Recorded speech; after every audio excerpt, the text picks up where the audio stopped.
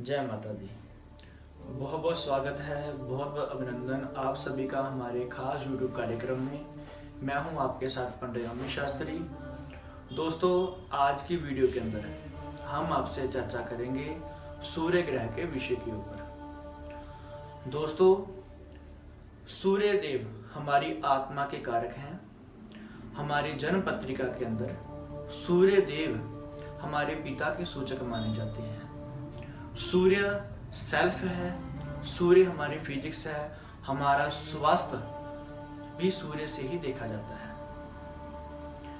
मान सम्मान की प्राप्ति भी हमें सूर्य देव से ही होती है।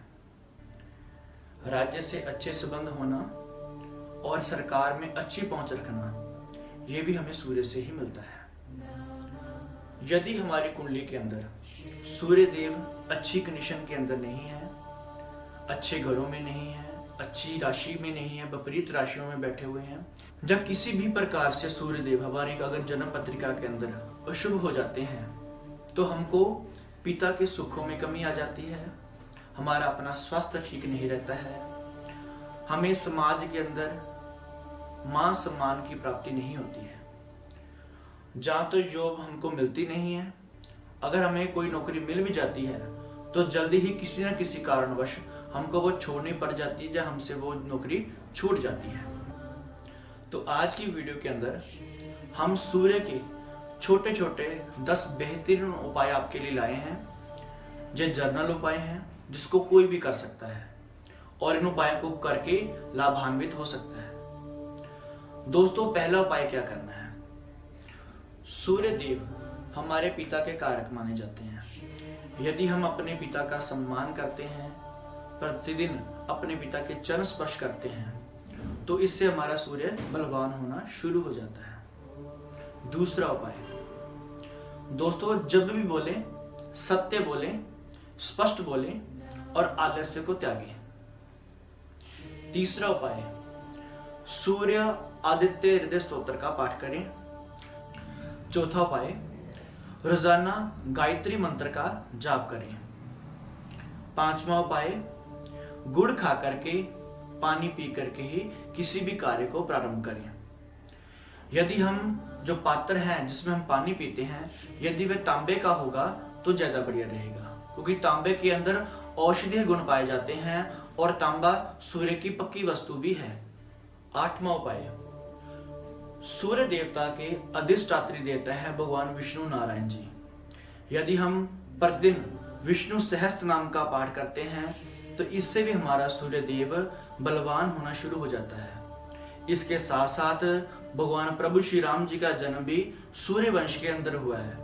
यदि हम राम नाम का उच्चारण करते हैं, राम राम जी करते हैं, राम राम का उच्चारण लोगों को अभिवादन के रूप में करते हैं, तो इससे भी हमें सूर्य अच्छे रिजल्ट देना प्रारंभ कर देता है। नौवां उपाय, मस्तक पे रोजाना रोली का तिलक करें।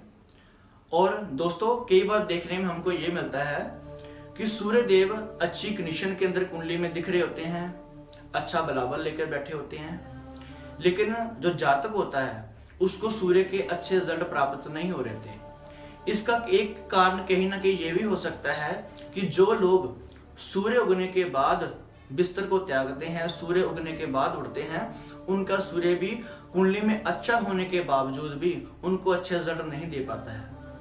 इसलिए 10वां और अंतिम उपाय यह है कि सूर्य उगने से पहले पहले अपने बिस्तर को त्यागें और चढ़ते हुए सूर्य के दर्शन यदि हम प्रतिदिन करते हैं, यदि सूर्य की लालिमा हमारी स्किन पे आके पड़ती है और हम जब सूर्य लालिमा के अंदर होता है और चढ़ते हुए सूर्य को निहारते हैं, तो इससे हमारा सूर्य हमको बहुत ही गजब के रिजल्ट देना प्रारंभ कर देता है। दोस्तों, आपको यहाँ पर एक बात मैं क्लियर करना चाहता हूँ कि यहाँ पर हमने सूर्य को अर्घ देने का उपाय बीच में ऐड नहीं किया है, क्योंकि सूर्य को अर्घ देना है या नहीं देना है इसको कुंडली का आंकलन करने के बाद ही बताया जा सकता है।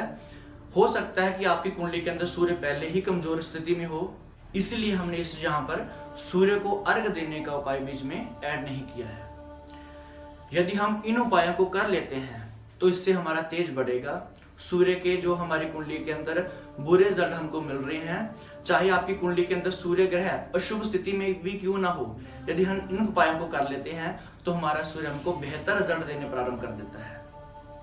हमारा इन उपायों से तेज बढ़ेगा, ओज बढ़ेगा, सिक्स सेंस बढ़ती है, हमारी आभा बढ़ती है।